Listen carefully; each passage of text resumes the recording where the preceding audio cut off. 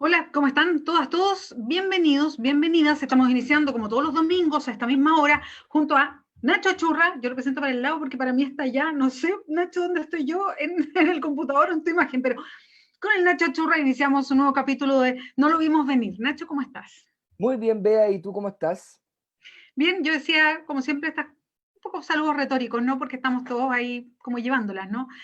Vamos de inmediato a presentar a nuestro próximo entrevistado, al entrevistado de este capítulo, porque tenemos, no sé, hacíamos la pauta con el Nacho y teníamos como 1000 temas así para conversar, entonces queremos empezar luego, porque tenemos 1000 preguntas en la cabeza. Estamos con el diputado Jorge Brito, es diputado de Regiones, porque representa la zona o el distrito más bien costero de la región de Valparaíso. Es un diputado que nació en Talca, así que tiene esa relación más bien con el campo, con Talca, es como la lleva en su corazón, pero es porteño de adopción, porque se siente muy bien allá. Estudió en la Universidad Federico Santa María, fue dirigente estudiantil ahí. Hoy día está en las comisiones de defensa y en la comisión de pesca y recursos naturales. Y es interesante lo que ha pasado en la comisión de defensa porque ha sido el presidente más joven de una comisión como esa.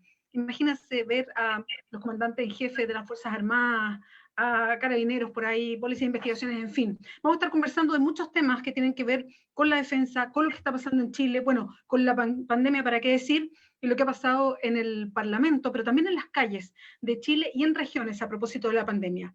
Jorge Brito, muchas gracias por acompañarnos hoy día y bueno, ¿cómo estás y desde dónde estamos comunicados contigo? Oye, muchas gracias por la invitación, Bea, Nacho, ahí a quienes ayudan en la producción y a quienes nos acompañan. Estamos desde el Cerro Bellavista de Valparaíso, también conocido Bellavista. Buena, Coque, ¿cómo estáis? Bien, bien, aquí desde el puerto principal y como dijeron, desde el distrito más lindo de Chile. Yo bien, pero al igual que muchas y muchos de ustedes, con una mezcla de emociones muy intensas a raíz de las noticias de todos los días, de las declaraciones de las autoridades y de también nuestro trabajo. Oye, yo quería partir como para entrar un poquito, y ya que vamos a tener una conversación que va a pasar por momentos muy duros, creo yo, quiero partir por una cuestión que es medio de anecdotario, pero que también refleja un poco lo que pasa en el Congreso y en una comisión tan compleja como la de defensa. Y te lo pregunto porque no has estado ajeno, Jorge Brito, o diputado Brito, te iba a decir Coque porque lo conocemos cariñosamente con Coque, pero no lo voy a decir Coque porque parece como Jorge Brito. Coque, nomás, por favor. A mí ya me retó una vez, me dijo que le dijera Coque, así que ya. ¿En serio? Por favor. Sí, es que es verdad, es como que cuando me dicen Bea, es como raro que me digan Beatriz, es como que ya no va, y como el Nacho que le digan Ignacio, me imagino, ¿no? Es como un poco eso. ¿Te pasó alguna vez con el abogado Jaime Baza? Que creo que en ese momento como que explotó al mundo, cuando te acuerdas, tú lo invitaste a la Comisión de Defensa, tú estabas presidiendo la comisión, y él fue sin corbata, y uno de los diputados le dice, y usted se presenta aquí sin corbata, y como que lo retó porque estaba sin corbata, y se hizo muy viral, y se hizo viral, bueno, no solamente porque tenía todas las credenciales para estar ahí, sino porque es lo más importante que alguien vaya con corbata o es el contenido de lo que se va a discutir, ¿no? Eso es como que ese era el rollo. Y te pasó ahora también, y por eso lo quiero mencionar, y te quiero preguntar por ese incidente que puede ser una anécdota, pero tiene algo más de fondo, que es que a propósito de una discusión, y me parece bien interesante la forma, a propósito de la discusión de una nueva ley sobre inteligencia, también como presidente de la comisión, tú dices, quiero invitar a gente, a representantes de la sociedad diversa, para que comenten también en la comisión, o sea, abrir esta discusión a otros mundos. Y por eso estuvo Jorge Baradit, por ejemplo, que él mismo se echaba talla porque él estaba con corbata, así como con terno ahí en parte de la comisión. Y había, bueno, expertos en temas de defensa. Estaba la periodista Mónica González también. Y en un momento de la comisión, uno de los integrantes, el diputado Zafirio, no se dio cuenta que estaba su micrófono abierto, porque todo esto se hace a través de Zoom, qué sé yo, y él se refiere a ella como esta vieja que nos cae mal, una cosa así. A mí cuando vi la imagen me impactó, así como muy duro. Y la Mónica González, que fue increíble su reacción, porque escucha esto y le sale una Maravillosa. carcajada como de la guata. Pero tan genuina, además, ¿no? Como cero ofenderse, nada. A mí no me encendían el micrófono, yo lo que más quería era hablar y hacía así, le hacía a la cámara, le hacía así, por favor, hacía así, para que me encendieran el micrófono, porque decían, presidente, sigo o no sigo, y yo quería hablar y no me lo encendían, no me lo encendían. Pero, Como tú dijiste, la reacción de Mónica fue increíble. increíble. ¿Y tú te diste cuenta que pasó todo eso? Es que, al igual que ahora, como estamos nosotros en una aplicación y la transmisión es en otra plataforma, yo solamente escuché la voz y no sabía quién lo había dicho. Y la transmisión se veía la imagen del diputado Zafirio, pero en la aplicación mía yo estaba escuchando a Eduardo Santos, que era un experto en defensa, y escucho de repente, oye, mira, está Baradit y esta periodista, esta que nos cae mal. Y yo dije, va, y decía, presidente, ¿qué hago? Y yo pedía que me enseñara el micrófono y no. Y esta cosa se da, como tú bien dices, porque en el Congreso hay personas que creen que lo importante es el envoltorio y no el contenido. Y en el trabajo que hemos llevado en defensa, que es el trabajo que han llevado nuestras compañeras congresistas del Frente Amplio, la Cami Roja, Gonzalo en su momento en educación, que estamos llevando con la Cami Roja también en pesca, que lleva Miguel en salud. Bueno, este trabajo frente amplista que hemos llevado adelante en la Comisión de Defensa atenta contra un sector político que se lo creía propio. Pero que al igual que la educación, al igual que la salud y al igual que todo, lo financia la sociedad y responde a un interés público. Entonces, ¿cómo si las Fuerzas Armadas no son patrimonio de ningún sector político le permitimos a un sector político apropiárselas? Porque eso ocurre porque un sector político se las quiere apropiar y porque hay otros que se los permitimos. Permitimos que nos hablen de patriotismo quienes tienen cuentas fiscales en el extranjero. O sea, en paraísos fiscales, su ahorro en paraísos fiscales. Permitimos que nos hablen de patriotismo quienes aprueban las leyes a favor de los grandes grupos económicos transnacionales. Y en defensa es eso, como que un patriotismo nos mete ahí a hablar y se van por la tangente. Nos criticaron a Jaime por la corbata. Sí, lo que pasa es que me parece muy interesante que la Comisión de Defensa, donde habitualmente, no sé, desfilan como solo expertos en defensa, expertos en armamento, una cosa muy cerrada, muy con un lenguaje que uno no conoce, de repente se abre a personas de la sociedad civil que obviamente que tienen que tener, todos queremos saber qué es lo que pasa, cuánto se gasta, qué es lo que se está discutiendo a propósito de una ley, por ejemplo, de inteligencia para ver cuáles son los alcances, qué es lo que se está discutiendo, si la sociedad civil tiene que estar ahí. Y de repente nos pasa que a nosotras y a nosotros mismos pensamos que no, que eso es para otra gente, que nosotros no deberíamos estar. Lo peor es que para la gente que está ahí como protagonista, y a eso quería llegar, que es un poco lo que refleja lo que pasó con Jaime Baza y lo que pasó ahora con el diputado Zafirio, y con esa mirada así como tan, no, nos cae mal, no queremos que estén, es eso, es como, este metro cuadrado lo controlo yo. Yo quiero saber quién está aquí y quién no, quién puede pasar esta barrera y quién no. Y eso es muy brutal. Eso es brutal, pero creo que lo hemos ido, o sea, con actitud nomás le hemos ido a dar cara. En un año que yo soy presidente de la Comisión de Defensa, hemos aprobado derogar la ley del cobre y crear un nuevo mecanismo de financiamiento. Aprobamos una legislación bastante más estricta para el uso de los gastos reservados. Aprobamos alargar la carrera militar para que los militares se pensionen más tarde, 3 y 5 años más tarde. Yo quería que fuera más, pero logramos allá avanzar. Aprobamos proteger a los denunciantes. Aprobamos fin a la justicia militar en el mes de enero recién de este año. Y son proyectos que veníamos haciendo nosotros, que veníamos impulsando, y que no nos van a detener porque si es que en un lugar en el país tienen que estar las garantías para que todas y todos sean escuchados y escuchadas, es en el Congreso Nacional. Es ahí. Entonces, nosotros hemos propiciado abrir una conversación en el área de la defensa porque me preocupa mi país.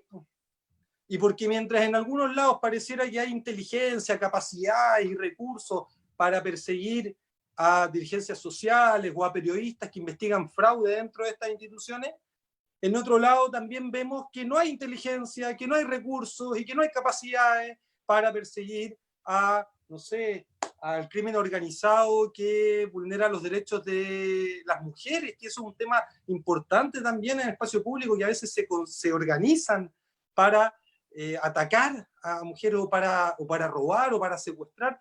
Esa es una conversación que hemos querido hacer nosotros. Nosotros no estamos en contra de una defensa, muy por el contrario, queremos defendernos, pero defendernos de lo que creemos que le hace daño a nuestro país.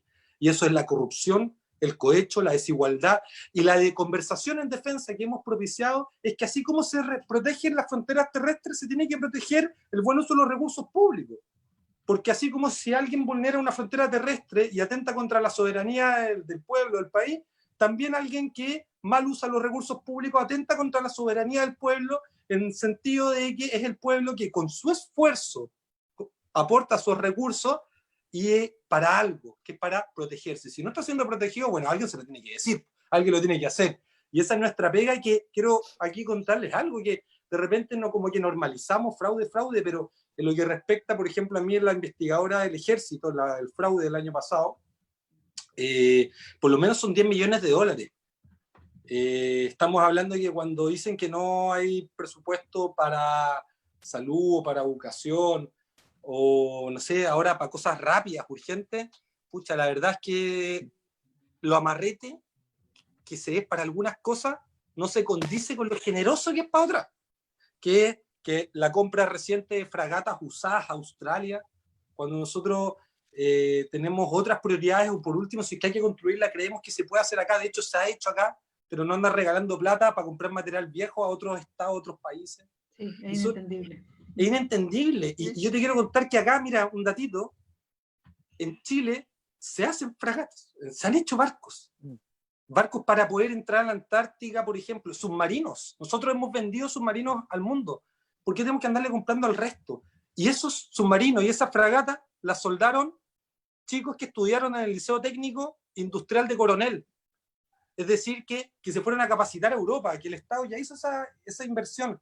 Pero pasa aquí, no, pues el gobierno del presidente Piñera y las autoridades a cargo de la defensa siguen con esta lógica, llenándonos de fierro para las guerras del siglo XX, cuando hoy día creemos que los desafíos que amenazan a nuestro país hoy día tienen que ver más con la corrupción, con la desigualdad, con el abandono de lo público, y eso no lo digo yo, así un joven idealista, no, eso te lo dicen expertos en defensa, que están analizando esto, por lo menos desde el año, creo que fue el año 2002, que se congregaron en México y dieron por concluida la Guerra Fría y dijeron, bueno, ¿de qué hay que defenderse ahora? Y ahí hablan de eso, hablan de la corrupción, la desigualdad, el tráfico de influencia, y yo creo que el Estado que tenemos en nuestro país, que es un Estado capitalista, fundado en la Constitución del 80, se sostiene y se protege con Fuerzas Armadas siendo mal utilizadas. Y es parte de lo que tenemos que cambiar en la constituyente. Coque, yo tengo varias preguntas con el tema de inteligencia, de defensa, y además hay un tema en particular que tiene que ver con el nuevo proyecto de inteligencia que ha ingresado el presidente Piñera, que es un tema súper complejo y que nos gustaría llegar pronto ahí, pero me gustaría preguntarte un par de cosas a propósito de lo que ha expuesto, digamos. Una muy concreta. Las Fuerzas Armadas, bajo la misma perspectiva que tú planteas, digamos, o sea, hay muchos grandes historiadores o gente que observa como la historia desde una mirada más macro, que dice que efectivamente este ciclo de guerras, de soldados uno a uno, de barcos contra barcos, si bien no están superadas como paradigma de época, digamos, pero son una cuestión que responden a lógicas mucho más del pasado, y que hoy día las amenazas de los estados están en el ámbito, por ejemplo, de la cuestión cibernética, del narcotráfico. Hay otras grandes amenazas. Entonces, uno podría pensar que este esfuerzo permanente del Estado, de los gobiernos, de seguir inyectando y dotando de tantos recursos, importancia y valor material, económico a las Fuerzas Armadas, como supuestamente un factor disuasivo para los países vecinos de la región, uno podría, si uno fuera malintencionado, pensar de que el factor disuasivo tiene más que ver con asuntos internos que externos, ¿no? Es decir, que las Fuerzas Armadas siguen siendo simbólicamente y materialmente el ente que resguarda el status quo del país, ¿cierto? Sí. Entonces, si uno adscribiera esa tesis o adscribiera de manera parcial a esa tesis, uno podría pensar de que efectivamente las Fuerzas Armadas en este país tienen un poder enorme, enorme. Y cuando uno se mete en los espacios en los que opera el poder, tal como contaba Bea, se mete en lugares que hay gente que uno no quiere que esté. Entonces yo te quería preguntar, ¿ha tenido algún costo para ti, algún costo personal, algún costo de algún tipo, estar presidiendo una comisión tan estructural en sostener precisamente el status quo? Wow. O sea, sí, han habido situaciones personales y claro, sí, la vida cambió, Nacho, y a la vez también que nos conocemos de un poquito antes de entrar al Congreso, sí, la vida cambia muy rápido y cambia muy rápido en poco tiempo, eh, porque, porque son temas importantes. O sea, tú bien lo dijiste, una buena defensa puede salvar vidas y una mala defensa puede matar. Y yo creo que nadie de los que estamos acá conectados quiere matar a nadie. Si al final de cuentas nos metemos en esto y desde las artes, desde las comunicaciones, desde el barrio, desde donde sea, lo que queremos es acabar con la dominación de unos por sobre otros, de los ricos por sobre los pobres, de los blancos por sobre los morenos, del hombre por sobre la mujer, acabar con eso. Y para poder acabar con eso nosotros necesitamos de una fuerza armada distinta. Necesitamos de una fuerza armada distinta. Y al entrar en esto, claro, uno enfrenta intereses, pero no son distintos a los intereses los cuales enfrentamos en pesca, cuando fuimos en contra de las 7 familias y afectamos sus intereses, porque hoy día podemos decir que, claro, que porque aprobamos prohibir el arrastre para la jibia, hay 7 familias que están ganando millones de dólares menos al año, y esas familias están enojadas.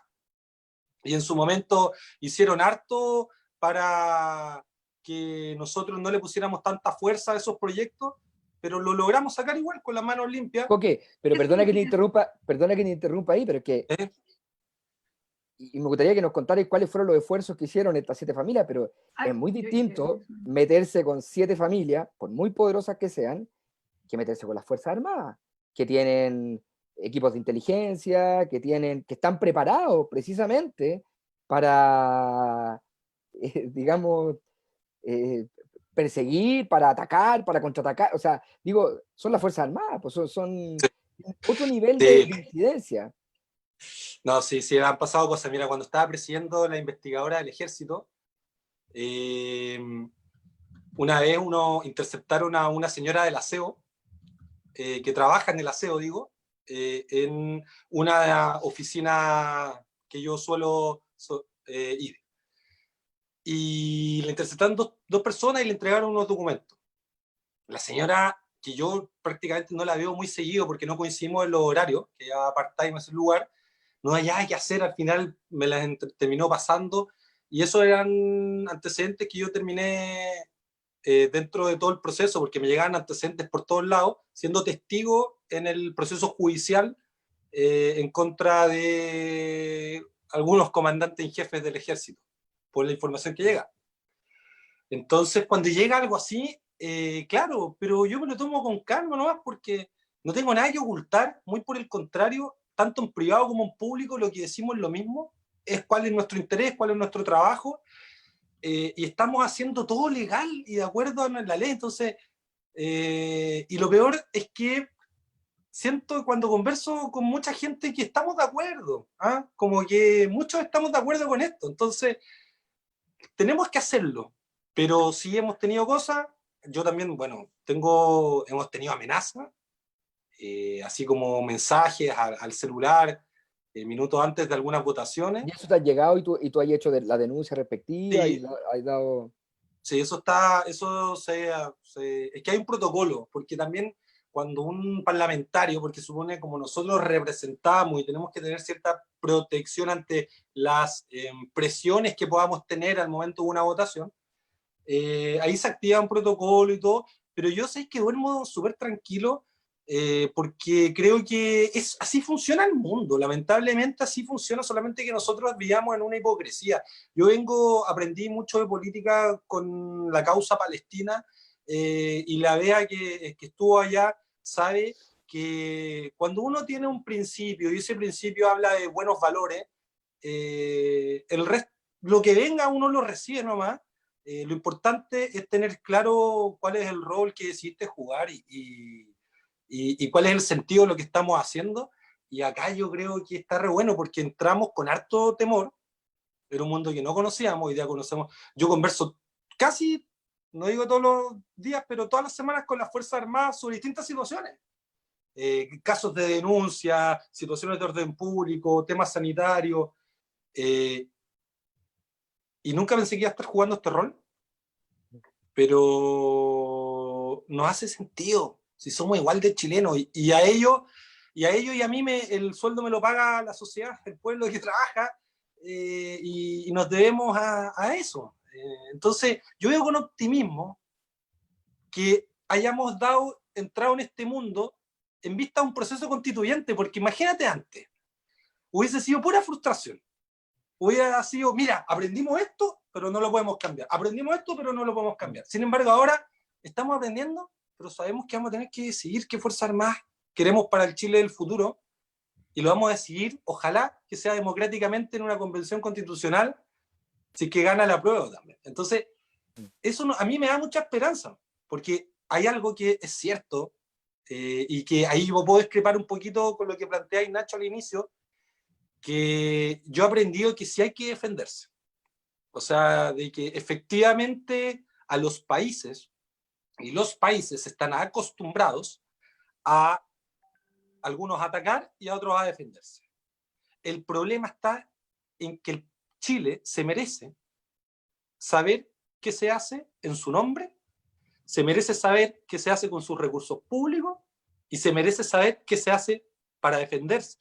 Porque en el nombre de la defensa, los políticos, los gobiernos han justificado lo injustificable, que es lo que ha dado lugar a que se terminen gastando 2.000 millones de pesos un cabo del ejército jugando en el Casino Monticello, o a que los recursos de inteligencia hayan terminado gastados en chocolates y flores, o de que los oficiales, altos oficiales, hayan recorrido el mundo con cargo fiscal, pasando con su familia por all inclusive, del mismo presupuesto que se aprobaba todos los años en el Congreso Nacional por todos los partidos políticos, sin decir ni un pero. No te estoy hablando de la ley del cobre, estoy hablando del presupuesto de la nación. El mismo que todos los años le decimos, subámosle a los hospitales, subámosle a las escuelas públicas, y nos decían, no, no hay plata. Bueno, todos los años, hasta el año pasado, hasta el antepasado, porque el año pasado se destapó, todos los años se aprobaban recursos. Entonces, yo creo que con humildad nos sentimos orgullosos y orgullosas, porque en el equipo yo soy el que pone la cara nomás, pero somos más, y vemos con optimismo el proceso constituyente, y veo también que en todos los momentos importantes que ha tenido nuestro país, las Fuerzas Armadas han cumplido un rol. Entonces, que no lo conversemos, que digamos, no, no, estos tipos no tienen opinión, yo creo que les da en el gusto para que la opinión que tengan no la cambien ni la conversen con nadie. No sé si me voy a entender. Y yo he propiciado, una de las cosas que he propiciado en el trabajo es contarle a ellos que desde nuestro partido, por ejemplo, desde el Frente Amplio, no queremos quemar Chile, no queremos destruir el país, muy por el contrario, queremos devolver las instituciones a la sociedad, y queremos reivindicar el honor, porque tanto la política como lo militar también se viste de algo, que es como cierto honor. ¿Ah? A mí el papel me dicen honorables diputados, y uno dice, chuta, ¿da para tanto? No, no da para tanto. Bueno, lo militar también, el honor militar. ¿Y por qué está el honor? Porque cumplimos una función pública, porque hay una confianza que se deposita en nosotros. Y esa confianza se traiciona por la corrupción, se traiciona por un abuso de confianza, por dispararle a tu propio pueblo, pero se puede generar una buena confianza. O sea, han habido militares buenos. El mejor ejemplo, y con esto termino, mira, en inteligencia nosotros vimos a militares que ocupaban presupuesto para viajar por el mundo. Hubo un militar que una vez se le asignó una misión de inteligencia, que fue Arturo Prat, fue a Argentina, creo que fue a ver cómo estaban unas embarcaciones de la Marina Argentina, en qué estado estaban, para ver si podían pelear o no. y está el registro de que a su regreso no solamente entregó el informe con la información, sino que también entregó las monedas, las chauchas, no sé qué habrá sido ese entonces, los escudos que le sobraron en la misión que fue a cumplir. Eso es un militar, o sea, tenemos que volver a un país en donde lo normal sea devolver, pasar el vuelto y no quedárselo. Como que eso que debiera ser normal hoy día parece y es sorpresa. Pero nos entusiasma la idea que cambia y el horizonte está puesto en la constituyente. Yo quería hacerte una preguntita ahí, Bea, yo sé que quería preguntar algo, pero para cerrar nomás ese tema, ¿ayuda en esa confianza, en esa normalización en cuanto a estándares éticos, que el ministro de Defensa, a mí me impacta mucho, yo no sé si es un modo que tienen, yo no lo había visto de otros ministros de Defensa, que hable del ejército como su ejército. Cuando se refiere al ejército, dice, nosotros estamos haciendo esto, hicimos esto. Cuando se supone que el ministro de Defensa es el representante del poder civil, que tiene un rol de supervisar, de articular, de cruzar y representar intereses para lado y lado, pero no es un embajador de los militares en el mundo civil, como pareciera que el ministro Espina ayuda en este proceso de normalización y control del poder civil sobre las Fuerzas Armadas. Tener un ministro que habla de los militares, dice, nosotros estamos haciendo esto, que se identifica a ese nivel con los militares. Sí, por supuesto que no ayuda. Por supuesto que no ayuda. Yo tengo muchas críticas al ministro Espina en su trabajo, porque creo que hay un sector en la derecha que utiliza a las Fuerzas Armadas y a la policía para hacer la pega que ellos no quieren hacer. O sea, yo se lo digo con claridad y se lo he dicho, y lo dijimos en su momento, no sé, a la directora del Sename. Si usted no le tiene cariño a esas niñas y a esos niños, entonces no trabaje en el Sename. No trabaje en el Sename. Si usted no quiere que las escuelas públicas sean nuestro orgullo, entonces no trabaje en el Ministerio de Educación. Si usted no quiere que los hospitales les den garantías a todas y a todos de que, no sé, de que se hace el mejor esfuerzo, de que por su salud, porque esté bien, y no las clínicas necesariamente, entonces no se dedique al Ministerio de Salud. Pero hoy día acá tenemos un ministro y tenemos un sector en la derecha que no se quiere hacer cargo de los temas sociales y que ocupa el comodín, la carta de las Fuerzas Armadas para todo y para la policía. O sea, un estallido social, militares a la calle, militares a Plaza de la Dignidad. O sea, ni siquiera los militares querían ir a Plaza de la Dignidad. Y fue por ellos y la presión de ellos que se pudieron retirar. ¿Qué va a hacer un militar con un fusil de guerra de alto calibre en una plaza donde se grita no más AFP? Entonces, después viene el orden público, lo mismo. Entonces, la postura del ministro Espina es mandar, y lo que quiere hacer el presidente Piñera también, que tiene una postura, tiene una estrategia, que no te la dicen en cadena nacional, pero que se deja ver por los proyectos de ley y sus prioridades, que es que las Fuerzas Armadas asuman mucho más protagonismo en nuestro país, pero no ahora en el estado de catástrofe y pandemia, sino que de forma permanente. El proyecto que resguarda, que permite a las Fuerzas Armadas resguardar infraestructura crítica, es no para la pandemia, es para siempre. Y eso permitiría, así como está el proyecto, que pongan Fuerzas Armadas en todas las calles del país. Porque el proyecto contempla infraestructura crítica como las redes eléctricas. Entonces está tan abierto, está tan amplio, que uno dice, ay, pero que son pavos, ¿por qué no lo hacen más acotado? La verdad es que sea tan amplio es lo que les permite utilizar a las Fuerzas Armadas, como lo estamos viendo ahora en defensa que quiere el gobierno en contra de quienes, a juicio del presidente, pongan en riesgo el orden público. Eso es muy malo, es dañino, y eso que yo pensaría que no avanzara en sectores más progresistas. Yo pensaría eso una idea de la derecha más conservadora, de la derecha más extrema. Bueno, va con todos los votos a favor de todos los senadores y senadoras de la ex nueva mayoría y de toda la derecha. Y nosotros fuimos los primeros en la Comisión de Defensa de la Cámara de Diputados de decir no. Y yo propicié votarlo en contra y logramos 7 votos. Logró el gobierno, incluyó un voto del Partido Radical y 5 votos en contra logramos. Y estamos en esa discusión ahora.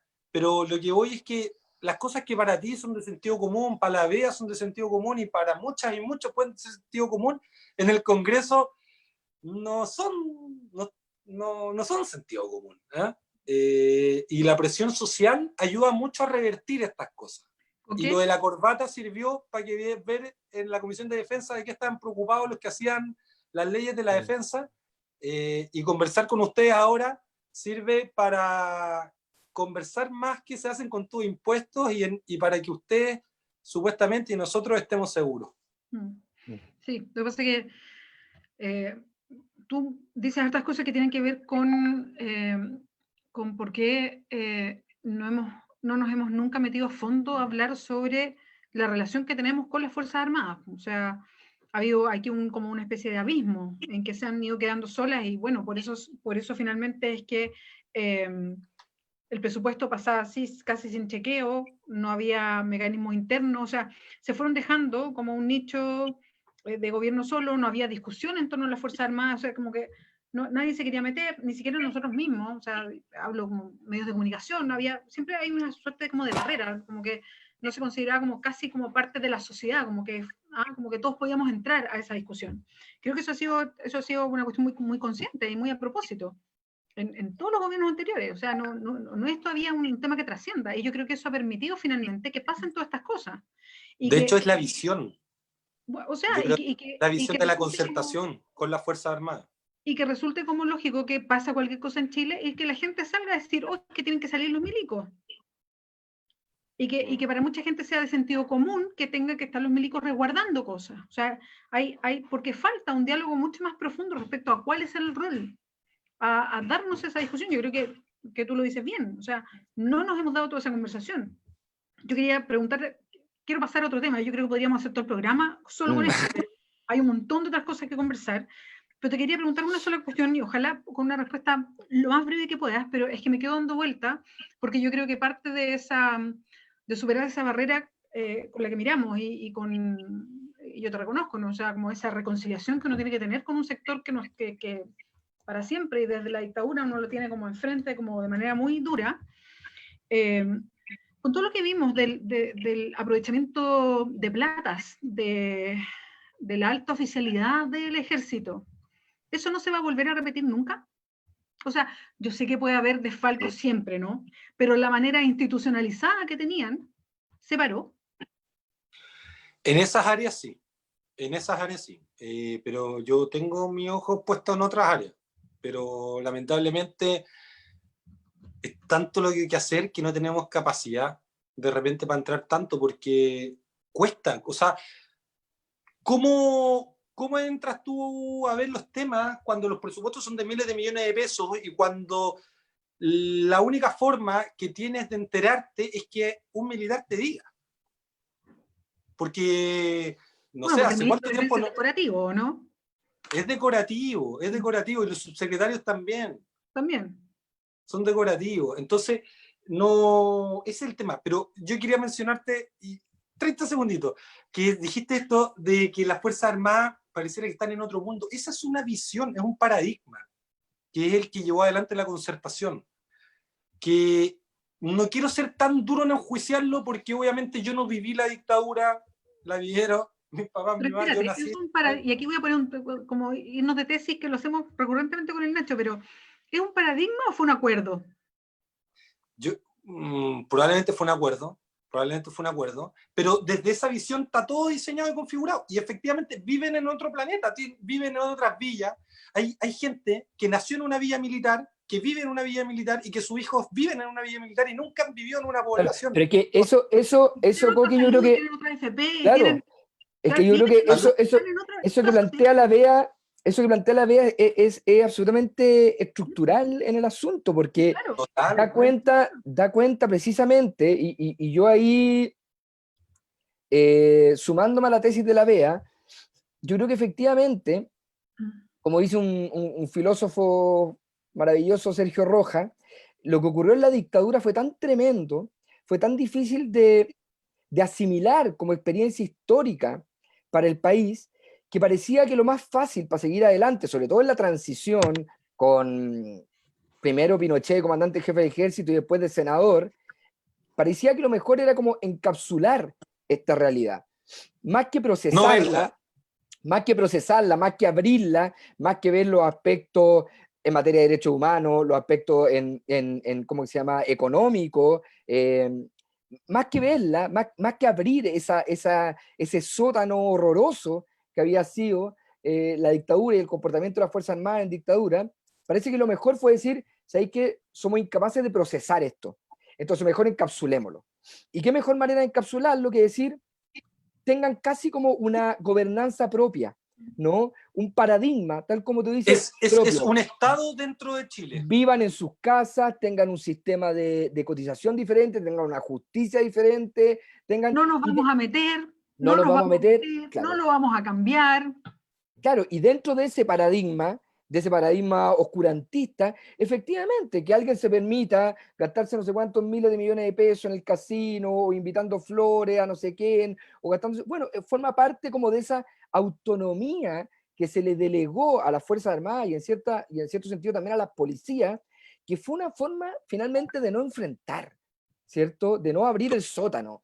El problema es que pasaron 30 años sin abrir el sótano. Entonces, el sótano, pasaron generaciones, las Fuerzas Armadas, el paradigma de la violación a los derechos humanos fue modificando, se fue cambiando, la mirada histórica, no sé qué, pero las prácticas como autopoyéticas de ese espacio absolutamente autónomo y autogobernado se siguieron reproduciendo en forma de corrupción, ¿no? Y se utilizaron a las Fuerzas Armadas, y algo que tampoco nunca se dice, para defender el neoliberalismo. Y esto, Chile participa, y a nadie le preguntaron. O sea, de hecho, fue el único que votó y que ha propiciado votar en contra de un acuerdo de cooperación militar entre Chile y Estados Unidos. Porque Chile participa de unos ejercicios en el mundo con Estados Unidos que lo que hacen es proteger ciertas rutas comerciales para que, no sé, pues, productos de exportación chilenos lleguen a tiempo a China. Y por eso compramos fragatas. Y por eso patrullamos. Bueno, pero ¿y por qué esto? ¿Y Chile no se merece conversar de esto? O sea, y no hay otras labores importantes que las Fuerzas Armadas pueden realizar en tiempos normales.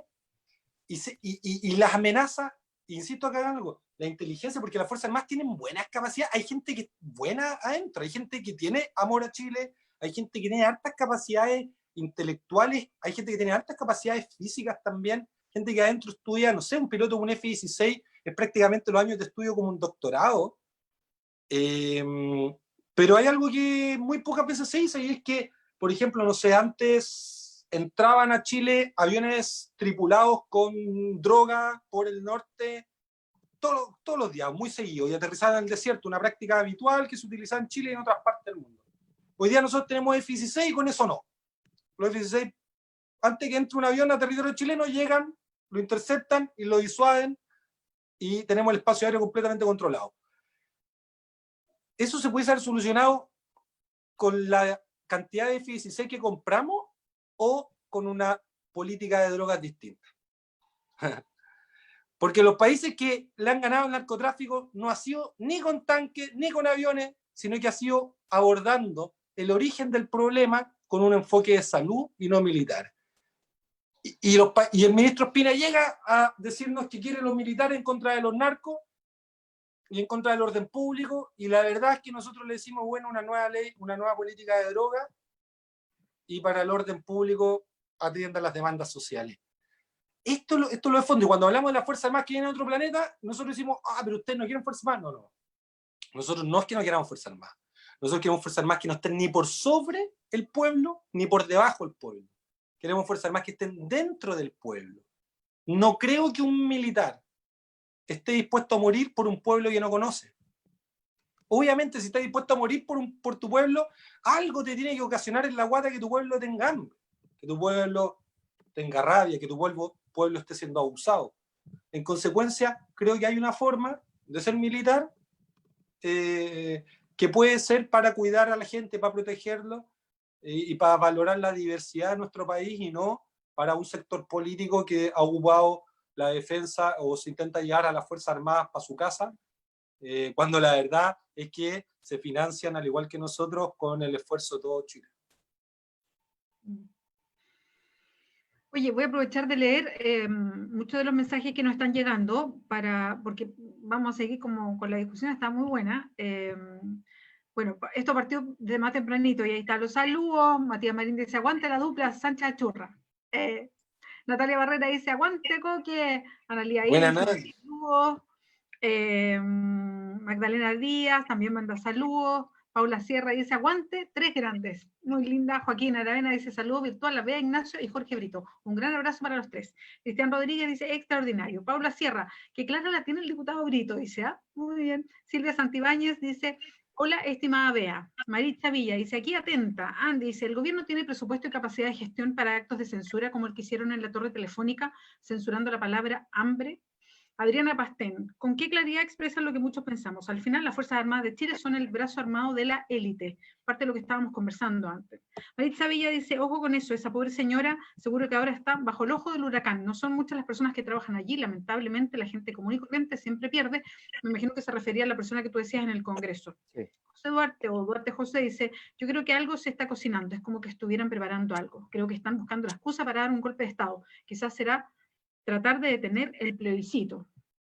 Gabriel Pradenas dice accountability, por lo que estábamos conversando antes, respecto a esta mirada nueva, porque en ese momento llegó más o menos el mensaje de discutir a las Fuerzas Armadas. María Eugenia dice, gran ejemplo de funcionario militar que nos dio Arturo Prat.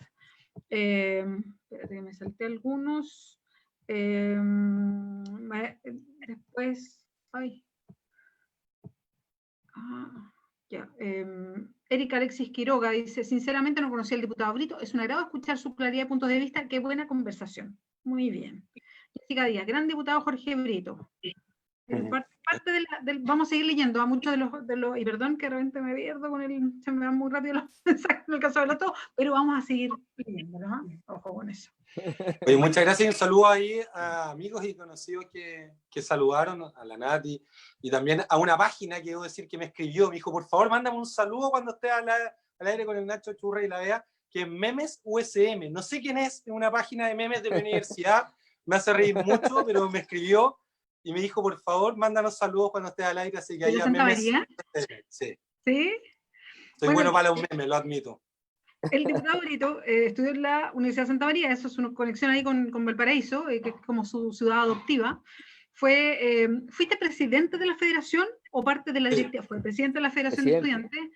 Y yo quería conocer un poco cómo se dio esa presidencia en un momento bien particular, que fue en todo el contexto de las movilizaciones grandes del 2011, pero también en aspectos bien esenciales, que fue la conexión con distintas organizaciones sociales que apoyaron a los estudiantes, sobre todo, por ejemplo, los pescadores. Ahí se inicia un nexo que termina, bueno, contigo hoy día en la Comisión de Pesca y liderando mucho de leyes que tienen que ver con la pesca artesanal. Pero antes de entrar a eso, quería preguntarte por un capítulo puntual y que en particular a todos los que lo conocemos nos impactó mucho, porque además fue un proceso largo. Y te pasó cuando eras dirigente estudiantil, te pasó en la calle, te pasó con Carabineros además, fue un proceso judicial largo y como viviste en carne propia lo que significa varias de las cosas que estamos hablando hoy día a propósito del 18 de octubre, que fue una detención que sufriste por parte de Carabineros y una golpiza, una denuncia por tortura y un proceso largo en que se acredita que esto sucedió contigo, Coque. De hecho, salió el fallo el año pasado, después de muchos años, un fallo muy impactante además, conocer los detalles, a mí me impactó mucho porque además te conozco, entonces fue como muy fuerte. Quiero saber cómo viviste toda esa experiencia y cómo a lo mejor se revuelve esa experiencia conociendo todas las denuncias de derechos humanos ocurridas después del 18 de octubre. ¡Guau! Mansa. Es que no puedo dejar de evitar, yo me acuerdo que te puse un mensaje cuando leí el fallo porque me impactó mucho, pero creo que es importante porque hoy día tú eres diputado de la República, entonces es muy importante porque creo que es muy importante la trayectoria que puede tener alguien que hace política de lo que le pasa en la calle a cualquier persona. Sí. O sea, le pasa a mucha gente. De hecho, yo una vez, harto, o varias veces, en verdad, cuando era dirigente estudiantil. Bueno, acá en Valparaíso, Carabineros, bueno, en hartas partes, después se desató, pero en Valparaíso nosotros vivimos acá el movimiento estudiantil de una forma con harto enfrentamiento con Carabineros. Porque recuerden que el 2011 fue un año de una revuelta estudiantil. A mí me pasó el 2006, yo estaba en el colegio en Talca, y justo ese año también me tocó ser centro estudiante, y vino la Revolución Pingüina. Iba para allá, el camino político iba derechito. Ya para allá. Sí, pues y acá en la universidad entré, y el 2010 ya en segundo tramo el centro de alumnos, vino el 2011. El 2011 salí electo presidente de la federación, y luego el 2012. Y se mezclan ahí muchas cosas, tú lo dijiste, porque uno dice, ya, pero ¿qué tiene que ver la ley de pesca o los pescadores con el movimiento estudiantil? Bueno, es que en paralelo, justo el año que yo estaba en la presidencia de la federación, se tramitaba la ley de pesca actual, la ley de pesca corrupta, y nosotros teníamos acá en la Santa María, estamos en la Avenida España, y al ladito están los pescadores artesanales. Y aparte yo vivía ahí en el cerro, y bueno, yo vengo de Talca, a mí siempre me ha gustado conocer a la gente con la que vivo, el barrio, el territorio en el cual habito, y acá en Valpo no fue la excepción. Entonces me acostumbré a ir a la caleta, me acostumbré en épocas de paro también a hacer actividades en conjunto, a conocernos, y cuando nos contaron que los viejos se estaban movilizando en contra de la ley de pesca, nosotros nos pusimos a disposición de ellos también y comenzamos a construir confianza, que ha sido re lindo, porque ahora los veo exponer en la Comisión de Pesca, en la Cámara de Diputados. Y de hecho en la Caleta ya tienen su propia comisión pesca. Ellos tienen una mesa de dirigentes en donde tienen representantes, y así está la directiva, pero está también la propia comisión pesca de las Caletas, que siguen y van a todas las comisiones pesca del Congreso, y ha sido muy lindo. Pero las cosas lindas, a veces ocurren cosas no tan agradables, que fue algunas detenciones, y una en especial que me cargaron más, me dejaron bien dañado. Y ahí yo igual entré en un periodo como un poco así medio oscuro de la vida. Me alejé de la dirigencia estudiantil, de la política en general. Ese año yo estaba coordinador nacional del Frente Estudiantil de Revolución Democrática, después de haber dejado la federación, y también me alejé, dejé de ir a la universidad por algunos meses. Bueno, me operaron, estuve en reposo, estuve fuera un par de meses, y de repente así empecé a sacar fuerza adentro. Me acuerdo en el reposo, porque tuve una operación a la columna, por ley de transparencia me pedí un montón de documentos a Carabineros, y yo mismo empecé a armar mi caso, porque yo ahí en ese entonces puse una denuncia con una abogada voluntaria, porque tú lo dijiste, igual ahora cacho, trabajo con abogados y todo, pero yo venía de ingeniería, venía de una zona rural de la séptima región, nunca había trabajado con abogados, no cachaba que habían dos sistemas de justicia en Chile, y yo estaba metido en la justicia militar, no tenía idea, no tenía idea. Me llamaban al regimiento Maipo acá en Playa Ancha a careos, a interrogatorios, mi expediente se perdía, mi expediente me mandaban para Santiago porque estaba en Santiago, después me enteraba que nunca había estado en Santiago, estaba acá en el regimiento acá, y uno dice, no, por cansancio no me la van a ganar. Y empezamos y seguimos, y hoy día, hace unos meses, ganamos el juicio, apelaron, vamos a seguir hasta última instancia, pero lo que me pasó no me tenía que haber pasado, y no le tiene que pasar a nadie. Coque, y el delito, el delito, no quiero ir a los detalles porque entiendo que es una cuestión personal y compleja, pero ¿el delito son torturas? Sí, o sea, sí, es que es una práctica que habitual tienen algunos policías y carabineros, que agarran a dirigentes o dirigencias, y esa vez fui el único detenido, y te golpean, te desnudan, te interrogan, y la verdad es que eso no tiene que pasar, porque imagínate, yo hubiera estado haciendo un delito, yo no estaba haciendo un delito, yo estaba saliendo de la universidad, pero aún si hubiera estado haciendo un delito, para juzgar están los jueces. Carabineros no tienen que juzgar. Aún yo hubiera estado robando y viste la cartera, eso ellos no tienen que hacer. y después me llevaron a una comisaría, después me soltaron sin cargo ni juicio y fui a constatar lesiones y tenía contusión testicular y escrotal de mediana gravedad, 7 puntos en el mentón, moretones y un daño en la columna. Y esa situación me llevó así muy para adentro. Pero después de unos meses, y los compañeros y compañeras de siempre apañando, y creo que nos hizo más fuertes.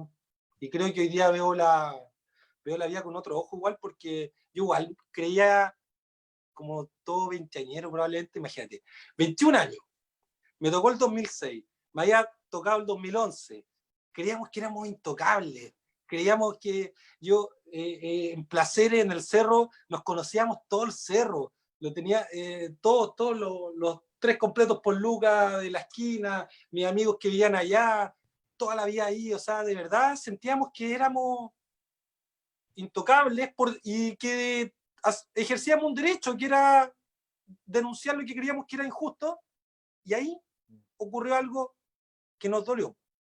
Ahí mismo, ahí, afuera de la universidad, a una cuadra de mi casa, de ese entonces. Entonces, como que ahí tú decís, chuta, parece que no es intocable. Y después ves la historia reciente y la verdad es que todos los años mueren ciudadanos y ciudadanas en Chile en manos de la policía, desde antes del estallido social. En Chile hay tortura desde antes. Y yo tengo una amiga, que nos hicimos amiga en la justicia militar, que perdió un hijo producto de una patada de una carabinera. Estaba el hermano de Manuel Gutiérrez, que también falleció, el Gerson, Paola Soto, hermana Jaime Soto, que Carabineros en marzo del 2015 le disparó a 30 centímetros de su cabeza en una plaza en Lo Barnechea, y eso no salió en las noticias.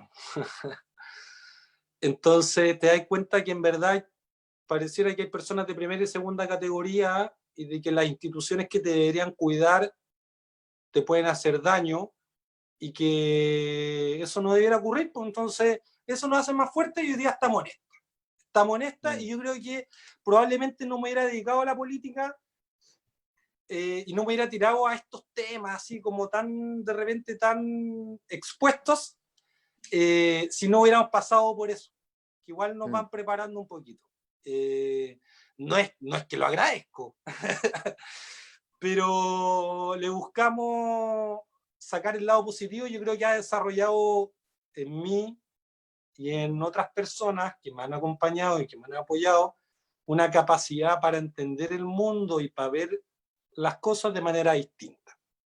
Entonces ahora yo voy al mismo regimiento Maipo, pero ya no voy citado a un careo, sino que voy como presidente de la Comisión de Defensa Nacional a fiscalizar cómo tratan a los conscriptos, y han pasado 3 años, y los mismos carabineros en servicio activo que me interrogaban, hoy día, chuta, como que te ven con temor, así como que creen que uno le va a ir por la venganza, así como por la vendetta, y la verdad es que no, la verdad es que no, la verdad es que no, la verdad es que les venimos nomás a recordar de dónde vienen, por qué surgen, qué es lo que tienen que hacer, y al que abusa, que enfrente a la justicia.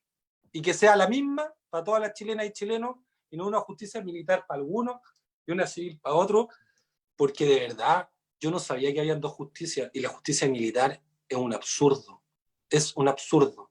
Me interrogaban carabineros en servicio activo dentro de un regimiento. Yo no podía entrar con abogados, no podía entrar con mi familia, no podía entrar con nadie.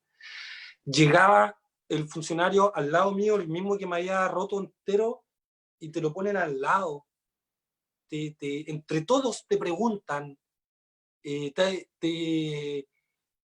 están en servicio activo, se conocían de antes. El que te interroga con el que tú estás acusando. Imputado, claro. La fiscal militar parada ahí, cuando quiere escucha, cuando quiere no.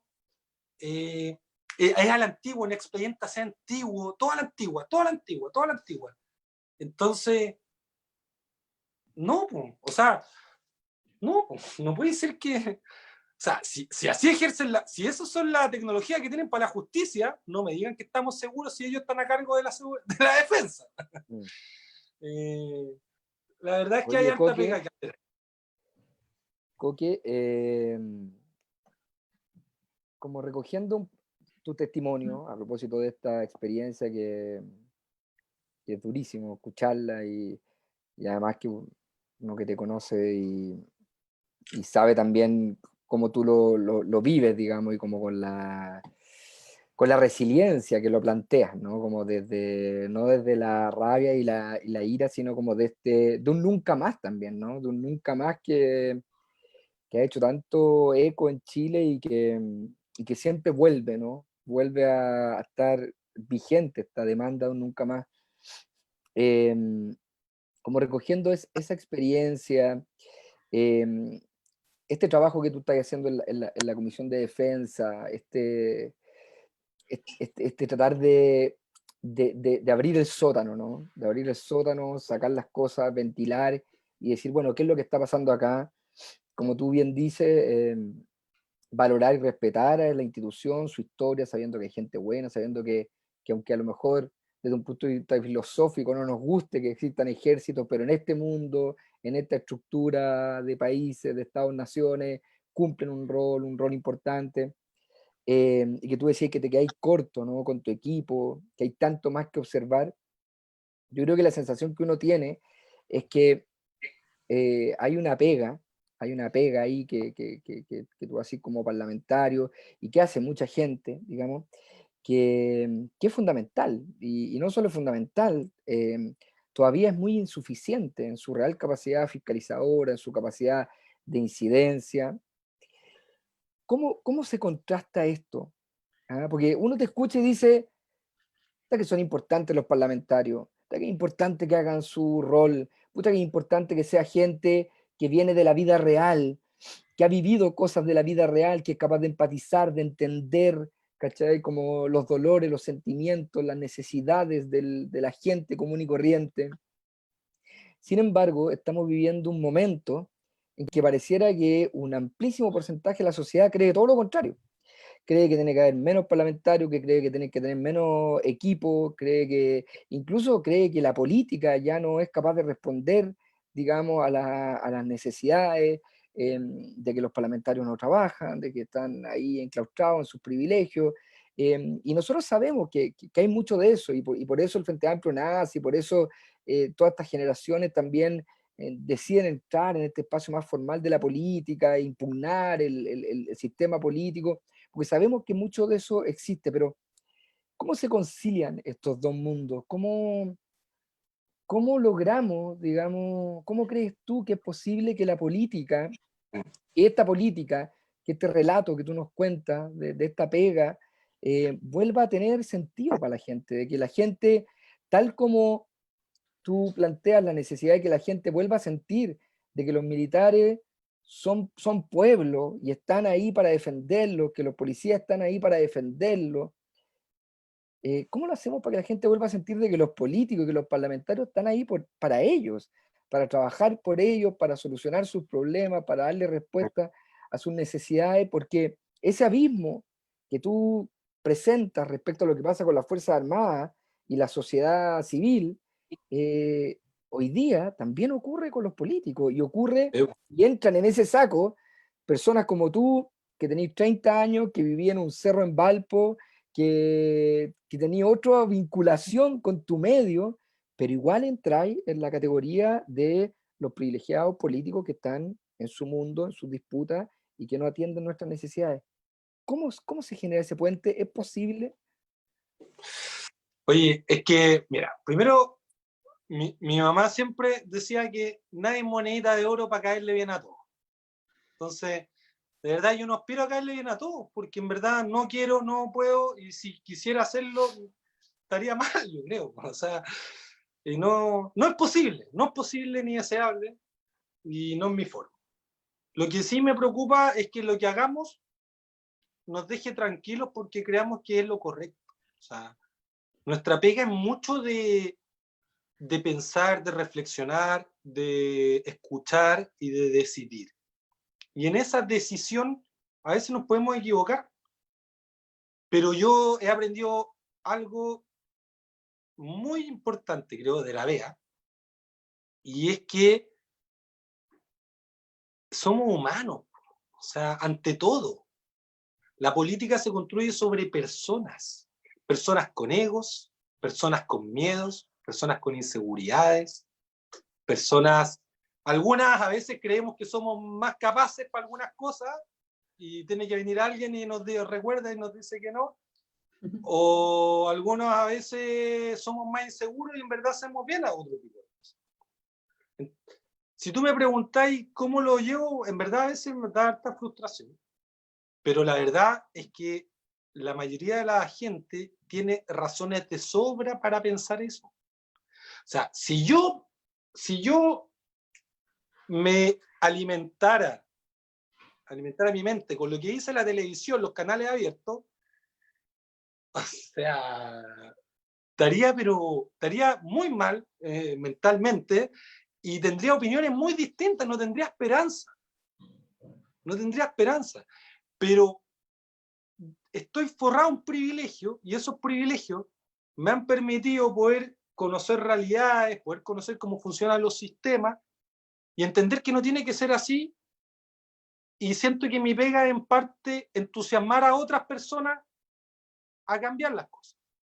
Y eso es lo que hicimos con las caletas, y eso es lo que hacemos también en el barrio. O sea, yo creo que no se puede ser un buen diputado si no eres un buen vecino. Entonces acá en el barrio estamos atentos y coordinados con las iniciativas vecinales. Si esta pandemia tiene un montón de cosas malas, también tiene algo que creo que da cuenta de una fortaleza en nuestro país, y es la gente. O sea, esas comunidades que se encontraron en el estallido social, que yo creo que es lo mejor que le puede haber pasado a Chile, esas comunidades que se encontraron, hoy día se están consolidando.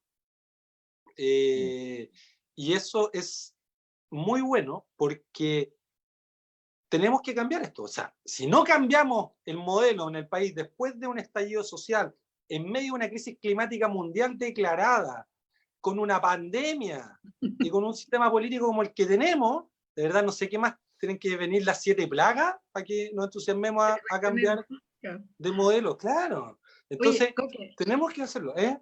Es que yo quiero tomarme lo que te había preguntado el Nacho como para hincarle un poquito más el diente porque me parece súper interesante lo que plantea. Y primero decir dos cosas, que, bueno, te pregunté antes por tu historia y yo cada vez que me meto ahí, a mí me emociona mucho, así que eso, mandarte un beso. Y como anécdota, yo conocí al Coque haciendo campaña y es como de la sonrisa permanente, eso siempre me voy a acordar. Y también mucho mirando a su mamá que lo acompañaba en campaña. La mamá del Coque es muy parecida físicamente a él, pero muy chistosa porque ella además siempre tenía cara de preocupación en la campaña. Preocupada por lo que pasaba alrededor. Pobre. Porque yo sé cómo la familia está siempre tensa con todo lo que pasa, así que me imagino. Así que muchos saludos para ella también, aguante. Pero ya más la anécdota, y lo menciono por lo que pasa como en los entornos también, a propósito de la humanidad que hay en todo esto. Pero yo te quería preguntar por algo, que es que, agarrándome lo que decía el Nacho recién, que es la experiencia práctica que después que venía de la pega que ustedes hicieron como estudiantes con este nexo con los pescadores ahí de la Caleta, efectivamente porque la Santa María, que queda asomada sobre el mar, que es la avenida España, que junta Chile, iba a decir, Viña con Valparaíso, que yo soy Viña Marina, perdonen, Viña con Valparaíso, Viña con Valparaíso, entonces, y está la Caleta Portales muy cerca, entonces, ustedes ya tenían una relación ahí, pero pasa algo bien interesante que es que cuando logran la ley de la jibia, de la protección a la jibia, que es de esos momentos que yo recuerdo así como luminosos del Congreso, porque es como enfrentarse a todos los grandes y ganar la votación, y me acuerdo de ver las imágenes de los pescadores así saliendo así, ¡guau! Ganamos, y como esas pocas veces en que se gana algo en el Congreso, ¿no? Por una vez. Ganamos. Yo me acuerdo que haber pensado en cómo estas cosas, cómo esas relaciones se van gestando, que venían de relaciones que se fueron gestando de antes, y cómo estaba todo lo luminoso de la organización política, social, que es en todo lo que siempre hemos pensado como Frente Amplio, cómo trabajar sectores políticos junto a organizaciones sociales, sin pasar ninguno por encima del otro, y hacer una unidad de propósito, que es como nos imaginamos la pega perfecta, ¿no? Entonces, eso yo quería como que conectar esa conversación. ¿Cómo se va superando lo que pasa hoy día, que se despiertan, en vez de abrirse canales de conexión, hay tantos canales rotos, y hay sospechas permanentes de un lado y otro, ¿no? Desde la política hacia otro sector, desde las organizaciones sociales a la política, desde las juntas barriales a las organizaciones sociales más grandes, o a la política, en fin, que quizás no al político de su sector, que de repente lo ve todos los días y le tiene buena y no hay problema, pero a la política como concepto, a lo que significa. Cuando ahí está como todo el tren para poder ir haciendo todos estos cambios. Entonces, en la experiencia que han tenido ustedes en la pega más territorial, allá en Viña, Valpo y todas las otras comunas, ¿qué es lo que ha servido para ir venciendo esa resistencia, esas desconfianzas, esa falta de diálogo muchas veces, esa sospecha de que tú estás en campaña permanente, o de que nunca estás en la zona, o lo que sea que se levanta? O el prejuicio de la tele que se levanta antes de que tú llegues, digamos. Es que ocurre que por lo general los políticos los vemos como polillas, ¿ah? Como ya andan aquí buscando dónde está la pantalla de la atención, y después se van para otro lado a buscar la pantalla de la atención, y después se van para otro lado a buscar la pantalla de la atención. Entonces, muchas veces pasó, y yo me acuerdo perfectamente, la primera reunión que tuve con el sindicato de la Caleta Portales, hace unos años atrás, cuando yo era candidato, y les dije, ya voy a ir y voy a ir de candidato y todo. Digo, ya, todos los años vienen acá, todos los años se pasean y después no los vemos más. Le dije, no, va a ser distinto. Y eso me lo recordó un pescador, después de que cuando ganamos la ley de la jibia. Porque yo creo que muchas veces, y también nosotros que somos jóvenes, venimos con mucha ansiedad. Entonces, pero la verdad es que no hay apuro en demostrar que somos, o sea, en convencer que somos distintos. Tenemos que día a día, mediante nuestros actos y pensamientos, obrar de manera distinta. Pero no intento, por ejemplo, con los pescadores y con otras organizaciones que nosotros acá constituimos, propiciamos la construcción, digo, de una coordinadora con todos los campamentos de Valparaíso, y en Viña del Mar estamos intentando lo mismo, en San Antonio también. No es que, oigan, chiquillos, acá vengo yo, les traigo la solución, sino, mira, acá tenemos una idea, ¿qué tal? ¿Qué opinan ustedes? Estas son las capacidades que tenemos, trabajemos juntos y juntas. O sea, no, yo no les voy a traer la solución, pero peleémosla juntos. A mí me decían los pescadores, oye, pero sí, esto va a pasar y vamos a perder y siempre hemos perdido. Y yo les decía, mire, a todos, y esto lo repetí hasta el cansancio, no le puedo asegurar que vamos a ganar. No se lo puedo asegurar. Le mentiría si le aseguro que vamos a ganar. Pero lo que sí le aseguro es que si no lo intentamos vamos a perder. Y vamos a continuar perdiendo. Porque mientras la industria paga a lobistas para que gestionen sus intereses en el Congreso, usted no ejerce un derecho mínimo, que es recordarle a mí y a todos los demás que están ahí quién le paga el sueldo, para quién trabaja y qué intereses debe resguardar. Entonces, la lógica ahí empieza a cambiar, y en el caso de los pescadores fue re bueno porque hicimos una metodología como los encuentros locales autoconvocados del proceso constituyente del gobierno anterior, del último gobierno Bachelet, pero para la ley de pesca.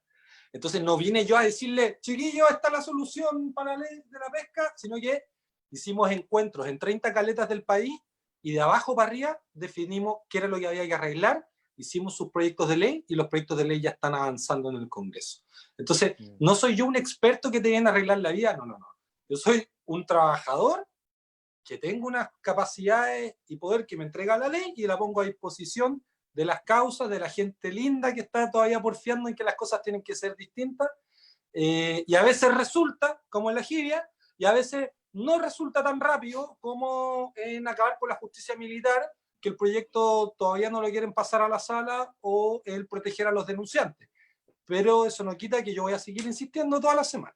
Pero yo creo que, Coque, que ahí hay dado como en un punto clave, ¿no? Que yo creo que intuyo que es para donde quería llegar la Bea, ¿no? Que tiene que ver con otra manera de ejercer el poder.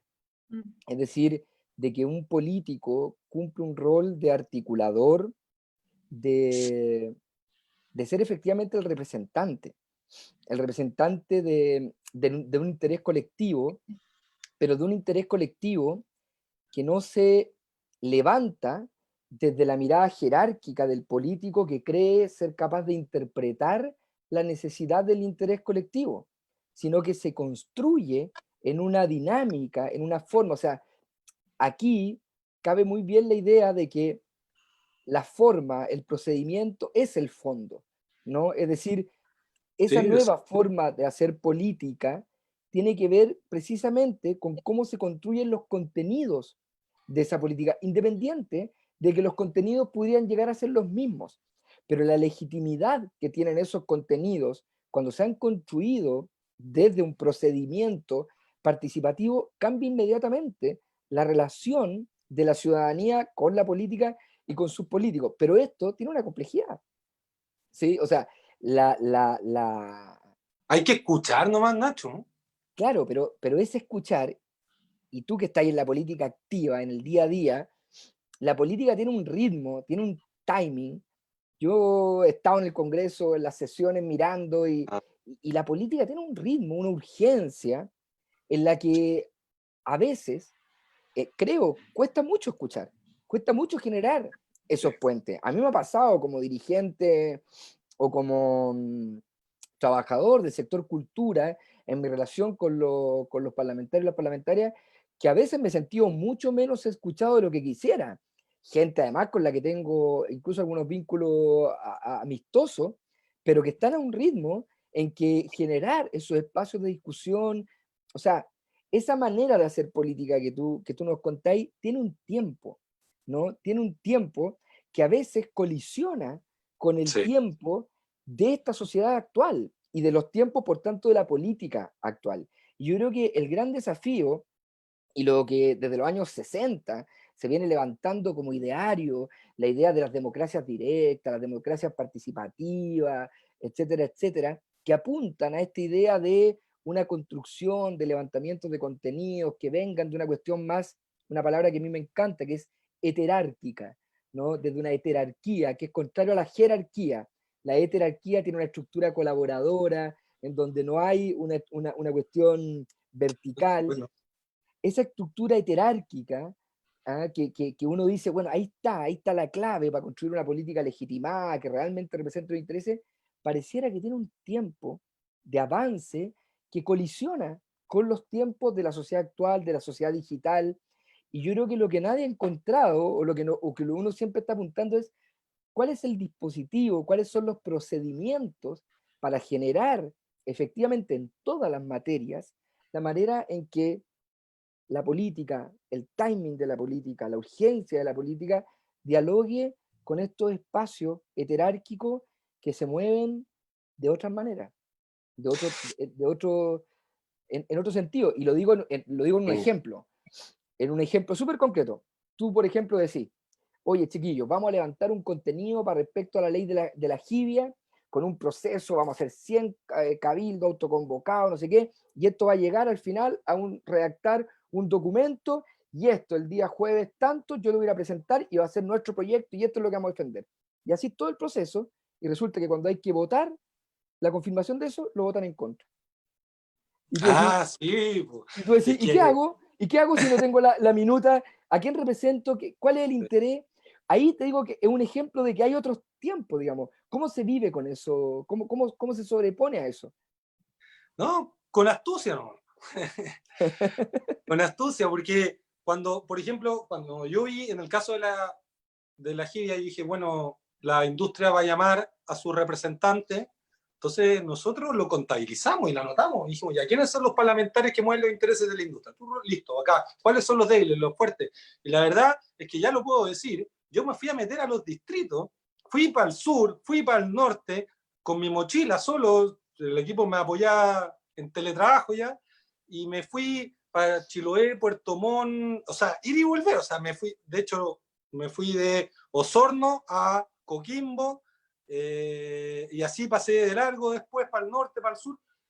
¿Y a dónde fui? Bueno, fui a los distritos, a las caletas de los distritos, donde estaban los parlamentarios que no necesariamente eran de mi sector político, pero que eran clave para poder tener los votos. Y nos fue re bien. en Osorno, en Puerto Montt, los parlamentarios de derecha tuvieron que votar a favor. Si tenían a sus sindicatos con los cuales les llevan para la fiesta San Pedro, a todos los parlamentarios a sacarse fotos con los pescadores artesanales. Entonces, ¿qué pasó? Que se armó una cosa muy linda. Mira, yo, una anécdota muy cortita, que fui con mi familia pailoca a una playa cerca de Talca, que iba cuando chico, me pillé con unos pescadores, se cacharon que andaba ahí, se pasaron el dato, llegaron hasta de Constitución ese mismo día, en la tarde, armamos un mariscal en la playa y unos pescaditos, conversamos y decían que habían buses, salido buses de Iloca, de Duao y de Constitución para la ley de la jibia. Que nunca antes le habían preguntado antes de una ley, que siempre llegan con la ley hecha a exponérsela y no la entendían. Y que ahora ellos habían participado y que las palabras que ellos habían dicho estaban ahí. Entonces, y esto no es una falsa humildad, muy por el contrario. Yo aprendo mucho de los pescadores, de verdad, aprendo mucho de ellos. Ellos, y como aprendo mucho de los pueblos originarios, como aprendo mucho de la gente común y corriente, y lo que muchas veces parece en televisión que es lo que le preocupa a la gente, no es lo que le preocupa a la gente. No es lo que le preocupa a la gente. No es. Y el mejor ejemplo está, yo creo que hoy en día. Hoy en día, cuando vemos con dolor lo que está pasando y todo, es el mejor ejemplo de eso, disculpa, de que hay un control de medios enorme y de que intentan hacernos parecer que a la gente le preocupan cosas que en verdad no le preocupan. Lo que preocupa a la gente, ustedes saben, igual que yo, salud, educación, pensiones, fin a los abusos. Eso. Ok, ha sido un gusto la conversación. Un gusto. Estamos cerrando muy tarde, además. Hoy, perdón. Sí, nos porque pasamos, además es una hora, un poquito más de una hora, para una cierta tolerancia, pero ya vamos caminando para la hora y media. Pues, estamos abusando de nuestro entrevistado, abusando de la gente que nos acompaña. Pero Coque, ha sido un gusto en realidad la conversación. Súper rico. Además vernos, aunque estemos distanciados, sí, pero ha sido una grata conversación. Pasamos por varias cosas y quedaron otras pendientes, pero creo que hablamos de harto de lo sustancial y fue una bonita conversación. Sí, súper. Así que muchas gracias. Muchas gracias a usted. Gracias, Coque. Oye, yo quiero aprovechar de mandarle salud al Tuga, al mismo Tuga, un artista porteño extraordinario, amigo común además con el Coque. Sí. Sacó una caricatura, paso el dato, ¿sí? Lo pueden ver en sus redes sociales. ¿Sí? ¿Verdad? Sí, por caricatuga, una cosa así, ¿no? Sí, tal cual, por favor, véanlo. El mismo Tuga, así que bacán Tuga, además, su compañera, la Marion. Y nada, sí, ha sido un gusto, Coque, esta conversación. Muchas gracias por la confianza. Muchas también. Gracias a usted. Les extraño. Abrazo grande y a juntar fuerza y a cuidarse, porque después va a haber que reconstruir este país, tiene que quedar mejor que como está. Es verdad. Así ya, es. Un besote. Muchas gracias. Chao. Que estés bien. Gracias a todas y todos que escribieron, que estaban muy presentes, muy activos como siempre. Muchas gracias. Nos volvemos a encontrar. Recuerden, esto es No lo vimos venir. Chao, Un Nacho. gran abrazo. Besitos, Coque. Chao. Chao.